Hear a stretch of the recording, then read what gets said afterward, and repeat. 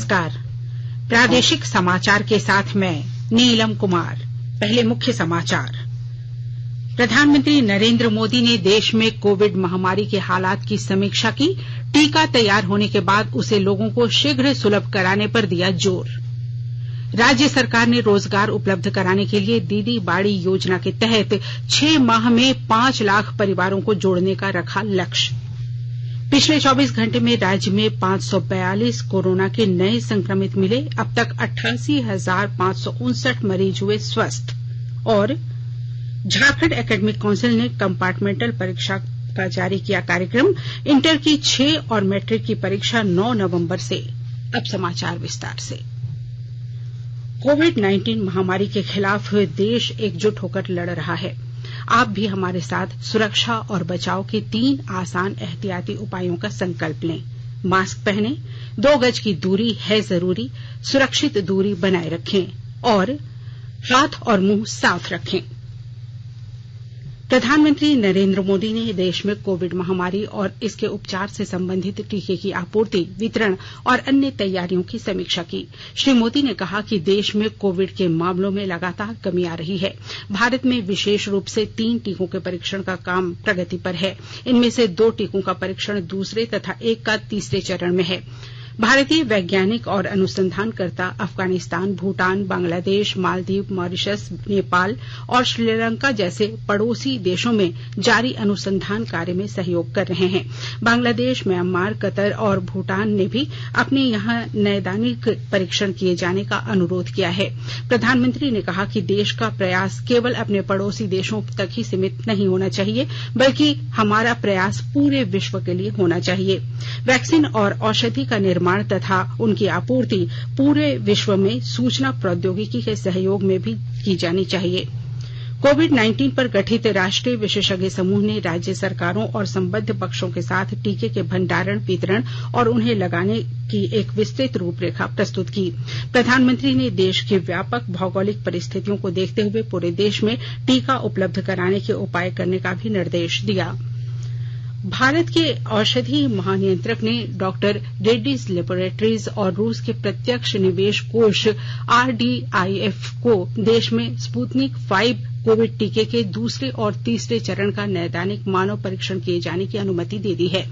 रूस ने इस टीके को विकसित किया है और इस पर वहां पहले और दूसरे चरण का नैदानिक परीक्षण किया जा चुका है। भारत में इसका नैदानिक परीक्षण कई केंद्रों और कई स्तरों पर किया जाएगा, जिसमें इसके सुरक्षित होने और रोग प्रतिरोधक क्षमता का विशेष रूप से अध्ययन किया जाएगा। पिछले महीने की शुरुआत में भारत की डॉक्टर रेड्डीज लेबोरेटरीज और रूस के RDIF ने भारत में स्पुतनिक 5 टीके के नैदानिक परीक्षण तथा इसके वितरण में भागीदारी का समझौता किया था। प्रधानमंत्री नरेंद्र मोदी कल ग्रैंड चैलेंजर्स की वार्षिक बैठक का उद्घाटन सत्र में मुख्य भाषण देंगे। यह संस्था स्वास्थ्य और विकास के क्षेत्र में पिछले 15 वर्षों से काम कर रही है। 3 दिन तक चलने वाली इस वर्चुअल बैठक में विश्व के कई प्रतिष्ठित नेता, वैज्ञानिक और अनुसंधानकर्ता भाग लेंगे। इसमें मुख्य रूप से कोविड से उत्पन्न चुनौतियों पर चर्चा की जाएगी। 40 देशों के करीब 1,600 प्रतिनिधियों के इसमें भाग लेने की आशा है। इस वर्ष की बैठक का आयोजन विज्ञान और प्रौद्योगिकी मंत्रालय ने बिल मेलिंडा गेट्स फाउंडेशन के साथ मिलकर किया है। स्वास्थ्य मंत्री डॉक्टर हर्षवर्धन भी इसे संबोधित करेंगे। राज्य सरकार ने रोजगार उपलब्ध कराने के लिए दीदी बाड़ी योजना के तहत अगले 6 माह में 5 लाख परिवारों को जोड़ने का लक्ष्य रखा है। वहीं रोजगार उपलब्ध कराने के लिए चल रहे अभियान के 35 दिनों में 1.5 करोड़ मानव दिवस सृजन करने का भी लक्ष्य रखा गया है। ग्रामीण विकास विभाग के सचिव आराधना पटनायक ने बताया कि राज्य में ग्रामीण अपनी पोषण वाटिका का निर्माण खुद करेंगे और उन्हें काम के एवज में मनरेगा के मद से राशि का भुगतान किया जाएगा। वहीं सब्जी, पपीता, केला और अन्य पौधों पर होने वाले खर्च का वहन राज्य आजीविका मिशन करेगा। ग्रामीणों को आत्मनिर्भर बनाने के लिए लातेहार जिले में दीदी बाड़ी योजना के तहत कई योजनाओं का चयन किया गया है। विस्तृत ब्यौरा दे रहे हैं हमारे लातेहार संवाददाता। लातेहार जिले में दीदी बाड़ी योजना के तहत 5,849 योजनाओं का चयन किया गया है, जिसमें 59 योजनाओं को जिला प्रशासन ने स्वीकृति प्रदान कर दी है। उप विकास आयुक्त सुरेंद्र कुमार वर्मा ने सदर प्रखंड के रेहड़ा गांव में योजना की शुरुआत करते हुए कहा कि ग्रामीण आत्मनिर्भर बने और कुपोषण मुक्त रहें। इसी सोच के साथ सरकार के निर्देश पर ग्रामीण विकास विभाग द्वारा दीदी बाड़ी योजना आरंभ की गई है। इस योजना के तहत ग्रामीणों की जमीन पर पौष्टिक पौधे लगाए जाएंगे व मनरेगा के तहत मजदूरी का भुगतान किया जाएगा। उन्होंने बीडीओ व मुखिया को अधिक से अधिक लाभुकों को इस योजना से जोड़ने का निर्देश दिया। डीडीसी ने कहा कि यह योजना गांव के विकास को नया आयाम देगा। संजय कुमार तिवारी, आकाशवाणी समाचार, लातेहार। स्टार्टअप्स और उद्योगों को जल्द ही देश भर में फैले विभिन्न संस्थानों, विश्वविद्यालयों और कॉलेजों में उपकरणों तथा विज्ञान और प्रौद्योगिकी सुविधाओं का इस्तेमाल करने की अनुमति होगी, ताकि वे आवश्यक अनुसंधान और विकास के लिए प्रयोग तथा परीक्षण कर सकें। विज्ञान और प्रौद्योगिकी मंत्रालय ने कहा है कि वह विश्वविद्यालयों और उच्चतर शैक्षणिक संस्थानों में विज्ञान तथा प्रौद्योगिकी ढांचे में सुधार संबंधी अपने कोष का पुनर्गठन कर रहा है। इस संबंध के अंतर्गत मंत्रालय के विश्वविद्यालयों और उच्चतर शैक्षणिक संस्थानों में शिक्षण तथा अनुसंधान के लिए बुनियादी सुविधाओं के नेटवर्क का विस्तार करने में सहायता प्रदान करता है। मंत्रालय ने कहा है कि स्टार्टअप्स और उद्योग इन संस्थानों में अपने लिए अपेक्षित अनुसंधान तथा विकास, प्रौद्योगिकी और उत्पादन विकास के लिए आवश्यक परीक्षण तथा प्रयोग कर सकेंगे। मंत्रालय ने बताया कि आत्मनिर्भर भारत का लक्ष्य हासिल करने के लिए इस कार्यक्रम को नया रूप दिया जा रहा है। झारखंड उच्च न्यायालय ने विनोबा भावे विश्वविद्यालय में प्रोफेसर पद पर प्रोन्नति के मामले में दायर अवमानना याचिका पर कल सुनवाई करते हुए विश्वविद्यालय पर 50,000 रुपए का जुर्माना लगाने का निर्देश दिया है। न्यायमूर्ति एच.सी. मिश्र की अदालत ने वीडियो कॉन्फ्रेंसिंग में प्रतिवादियों द्वारा दायर पूरक शपथ पत्र को देखा। जेपीएससी की दलील को सही बताते हुए विश्वविद्यालय पर जुर्माना लगाने का निर्देश दिया। विश्वविद्यालय जुर्माना की राशि प्रार्थी को भुगतान करेगा। मुख्यमंत्री हेमंत सोरेन ने कल देवघर में आयोजित एक कार्यक्रम में कहा कि झारखंड के खनिज से दूसरे राज्यों को फायदा पहुंचाया जा रहा है। उन्होंने कहा कि राज्य का सारा खनिज बाहर जा रहा है, लेकिन केंद्र सरकार झारखंड के हक का पैसा नहीं दे रही है। उन्होंने केंद्र सरकार को आर्थिक नाकेबंदी की भी चेतावनी दी और कहा कि झारखंडियों की सहनशीलता और सीधेपन का फायदा नहीं उठाया जाए। राज्य के किसानों से न्यूनतम समर्थन मूल्य एमएसपी का धान की खरीद प्रक्रिया 15 नवंबर से शुरू की जाएगी। नए कृषि सुधार कानून के सैद्धांतिक विरोध के बीच सरकार ने राज्य के अधिक से अधिक किसानों से एमएसपी पर धान खरीदने का निर्णय लिया है। राज्य सरकार एमएसपी के अलावा प्रति क्विंटल 132 रुपए का बोनस भी देगी। इस वर्ष 4.5 लाख टन धान की खरीद का लक्ष्य निर्धारित किया गया है, जबकि पिछले वर्ष यह लक्ष्य 3 लाख टन था। आकाशवाणी के ताजा तरीन समाचारों के लिए आप हमारी वेबसाइट newsonair.com पर लॉग ऑन कर सकते हैं। ताजा समाचार Twitter handle @AIR news alerts और Facebook page All India Radio news पर भी उपलब्ध है। आप प्रादेशिक समाचार एकांश के Twitter handle @AIR news _Ranchi और Facebook page AIR news Ranchi के अलावा YouTube channel regional news unit Ranchi पर भी हमारे बुलेटिन सुन सकते हैं। प्रादेशिक समाचार आप आकाशवाणी रांची से सुन रहे हैं और अब पेश है कोरोना से बचाव के कुछ संदेश। कोविड-19 से बचाव और सुरक्षित रहने के 3 उपाय। मास्क लगाएं, 2 गज दूरी है जरूरी, सुरक्षित दूरी रखें, हाथ और मुंह साफ रखें।